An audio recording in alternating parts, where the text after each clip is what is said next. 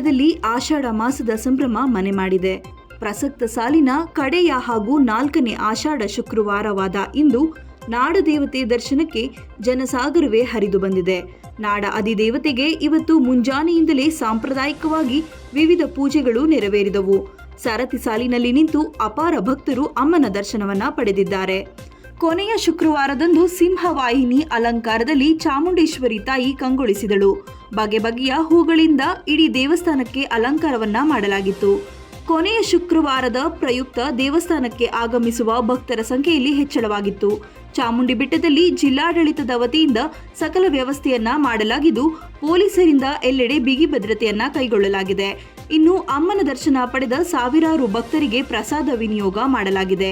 3ನೇ ಶುಕ್ರವಾರ ಆದಂತಹ ಗೊಂದಲಗಳಿಂದ ಮೈಸೂರು ಜಿಲ್ಲಾಡಳಿತ ಎಚ್ಚೆತ್ತುಕೊಂಡಿದ್ದು, ಕಡೆಯ ಶುಕ್ರವಾರವಾದ ಇಂದು ಅಚ್ಚುಕಟ್ಟಾಗಿ ಎಲ್ಲ ವ್ಯವಸ್ಥೆಯನ್ನ ಕೈಗೊಳ್ಳಲಾಗಿದೆ.